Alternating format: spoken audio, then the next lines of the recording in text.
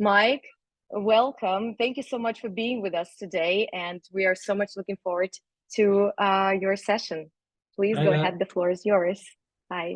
I think Thomas actually set it up quite nicely in that previous session where he said MMPs need to do more to talk about SKAN 4 and educate customers.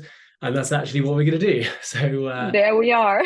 So Wonderful. yeah, he's teed that up nicely. And yeah, it's definitely the subject that we're talking with the most with our customers at the moment, and it's one that's always on the forefront of their minds. So yeah, happy to talk about it today. Now, this session would normally last about 2 hours with one of our customers, and I've got 15 minutes, so there's quite a lot to try and squeeze into one 15-minute session, but we'll give it a go. My email is on the end of this presentation, so if anyone does want to follow up and ask any questions or anything like that, and potentially talk about it in more detail, then I'm more than happy to do so, and please just get in touch with me. Okay, so I'm not going to go into this in too much detail in terms of what the updates are, because I think there's been 1,000 webinars about sort of SKAN 4 and what those updates are. But what I'm going to talk about in this session is actually how you prepare for it and what we're talking to customers about and what we're seeing customers doing. So the 4 main updates, just as a very quick recap. Apple have really pushed on the idea of crowd anonymity. So the idea being that if you have a bigger audience, if you are getting more installs coming through, you can get more information. And a key thing that's changed for that is the source identifier. So that is the source identifier is what's giving you campaign level information. So whether it's geo or campaign or creatives or placements or anything that you want to see on that's the sort of campaign level, your top of funnel metrics, this is going to potentially give you more insight. The next big announcement that a lot of people are very excited about is the multiple postbacks. So we all know a key issue with SKAN 3 was the fact that you only got a very short window, so 24 hours. What you're getting in SKAN 4 is multiple postbacks with the second postback and third postback, sort of day 8 and day 35. And that is allowing you to see much more in terms of what's going on later down the line on your campaigns. And another thing they're bringing in as well with the multiple postbacks is new conversion value types. So not just having a 0 to 63 number that you have at the moment to encode, you're also getting this coarse value as well of low, medium, and high, and being able to get some insight from that at a lower level for smaller audience sizes. So going back to the crowd anonymity piece, with the conversion value types, they're saying if you haven't got enough installs to be able to effectively get insight on your 0 to 63 number, your fine value, then what you can get is a coarse value. And that is going to allow you to get some insight even at lower levels. And then finally, web to app support. Now, this isn't something that's being talked about quite so much with our customers at the moment. It's slightly more limited, but it's a hint of what's to come. And so I see that feature as much more of a sort of watch this space in terms of multi-platform support of SKAN, etc., rather than something that we're seeing customers doing a lot with right now. Okay, so in terms of like what we're doing with all those things, then so there's a lot of change and there's a lot of people trying to adapt to that and trying to work out like what they need to do next, and so this is what I'm going to go into.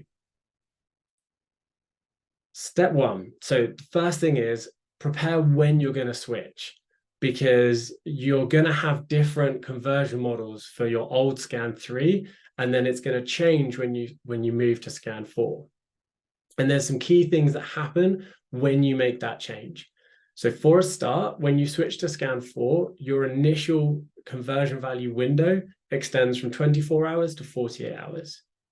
And now the problem with that is if you've got a mix of SKAN 3 and SKAN 4 postbacks coming through, because remember, we're reliant on the networks to be able to understand what postbacks are coming through, it's going to cause some challenges, because SKAN 3 is only measuring 24 hours, and SKAN 4 is going to be measuring 48. So even though everything is looking the same on the postbacks coming through, you've actually got 2 different measurement periods being shown.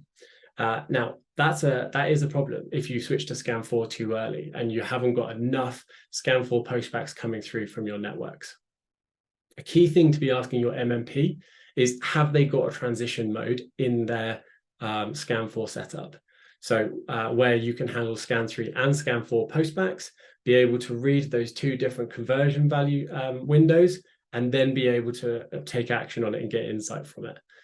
So definitely something to be talking to your MMP about, and also to be talking to them about your different network setup, and when could be a good time to actually make that switch over to SKAN 4. And something that everyone can use is Singular's SKAN adoption dashboard. So this is just on our website. It's a free resource. And actually what this does show is all of the different networks and the different engagement that they have with SKAN 4. So for example, if you're looking to test SKAN 4 postbacks and you want to know which networks you're most likely to get more SKAN 4 postbacks from, then definitely have a look at this. And you can see, for example, like Unity is the highest at the moment. I think SmartX and Liftoff are pretty high, and AppLovin. So it's a good resource in terms of looking at what is a good time to make that switch.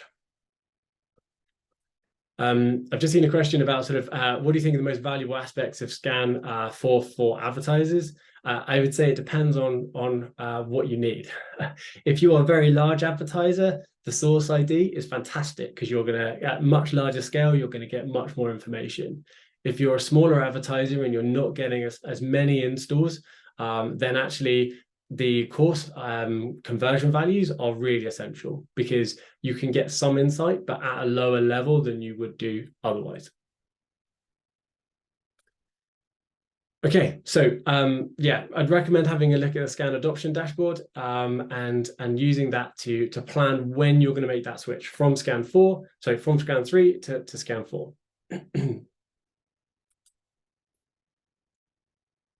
The next thing I would recommend for your strategy is work out your strategy for conversion models, because you're going to have to build new conversion models to make this work. Like with your different like coarse and fine conversion values, but also the second and third postback as well.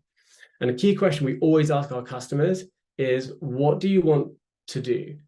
Is it more important for you to have accurate reporting, or is it more important for you to be able to optimize? Or is it a bit of both? Because a lot of customers say, well, actually, we need both. But it's an important thing to consider, because if reporting is more important, getting things like accurate revenue buckets in your conversion models and things like that, really, really important. If, however, optimization is more important, then actually you're looking more at what are the signals you're seeing most, and what are the signals that are giving you an indication of a really valuable install. And so there's different mentalities to then how you would build your conversion models. For the course values, you've only got 3 things you can choose, like low, medium, and high. So it's really important there to understand, like, you're probably not going to get accurate reporting from your course conversion values. So actually, in that sense, like, is it more useful to use events, or do you want to have like big revenue buckets where maybe you see the jump between, if you've got like a mix of ad revenue and in-app purchases, like that jump where you know you've had your first in-app purchase. And that's the sort of thing that you can use with your course conversion values. And then finally, for the postback 2 and postback 3, what are the important things that are happening further down the line that enable you to get good insight into whether your campaigns were effective or not? I can see there's a few more questions coming in, but so yeah, one is how do you see the future landscape of mobile app marketing evolving with SKAN? I think it's going to get more and more sophisticated. I think that you'll get more and more insight from SKAN, and what we're seeing constantly with our customers is those that really embrace it and get an understanding of it and test it, they see these like bumps every time something changes. So they get a big bump in performance because they're able to get hold of the technology, they're able to get the most out of it. And you need to have other things as well. And I think that was mentioned in the previous talk, like SKAN on its own is difficult to just optimize on its own, but it's a really key part of your overall measurement strategy to make it all work. Okay, so second thing, that was work out the strategy for your conversion models. The next part of this is, think about what you want your upper funnel insights to look like. And a key question here is actually, what is more important to you? Is it more important to get campaign level information or post-install events? Because actually some advertisers are realizing that the post-install events, like the quality of users, isn't necessarily always the most important thing for them at that time. And actually trying to get more information at the source ID level, so at that campaign level, is more important. So in which case you're going to break your campaigns up into more granular campaigns to get more insight. And then you're able to get good insight in that respect at the top of funnel. And then maybe you're just going to rely on sort of course conversion values at lower levels of installs after the install has happened to get insights on what happens post-install. The other thing to consider is, what are your preferences for the source ID in terms of what is important for you to track? So is it that you want to see creatives? Is geo really important for you to see, etc.? So definitely have a think about that, because that's going to form a really big part of the next thing that we recommend here. And that is talk to your networks. So there's a ton of different schools of thought about sort of what's going to happen next. And a big part of that must be the advertisers. So talk to your networks, find out what their plans are for source IDs. What are they planning to do? Is it going to be completely controlled by them? Will it be controlled in some ways by the advertisers? Like, how much of a say will you get? And also, what are their SKAN4 implementation plans? So when do they expect to be rolling things out? When do they think they'll be sort of higher up that singular dashboard of SKAN4 adoption, where you can actually start testing? And again, that's going to feed back into point one, which is, when are you going to make that switch? Because it's going to help you give insight to that. Okay. So like I said, I've got my my email up on here. And I think we can do a poll, I believe. And the question I'm keen to ask is, what is the thing you think you need help with most? So is it when to switch? Is it what your conversion strategy is going to be? Is it going to be around your source identifiers? Like, how are you going to make that work? Or is it like how you talk to your networks? Like, are you struggling with actually what questions you need to ask them and what conversations you need to have? So yeah, if you can vote on that, that'll be great. And then I think we can show the results now. Okay, cool. I mean, that's kind of what I was expecting, with conversion values being the top. That's the one we talk to customers the most. But great. Thank you very much for your responses on that one. Okay, I've managed to cover that whole 2-hour session in about 12 minutes. That means we have got time for some questions, which is great.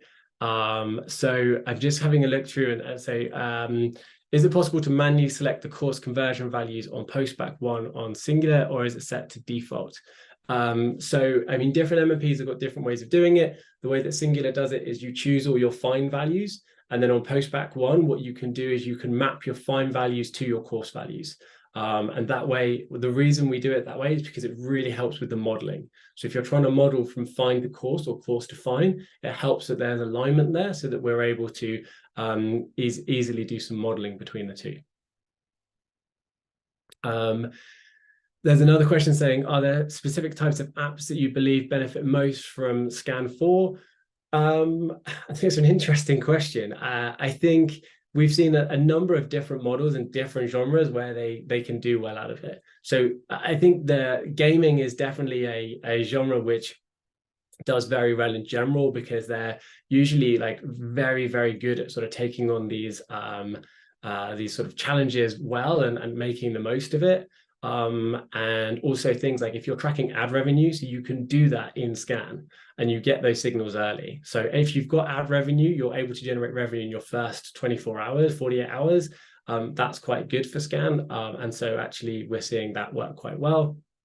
But with postback 2 and postback 3, where we're seeing something really cool is with subscriptions. So if you've got a subscription app, actually you can almost map, like, has someone converted in a free trial in the first week? Has someone got to the first month and then renewed? Like, that's really cool things to be able to track that you couldn't do previously. Okay, and then I thought SKAN is not available on UAC. So in terms of UAC campaigns, I would recommend talking to your Google account manager. I know that we are getting more and more integration with Google to be able to optimize your SKAN campaigns more effectively. So definitely worth a conversation with them to see if you can get more insight there. And yeah, that's all the questions I had here. Cool. I think we covered everything. So thanks very much.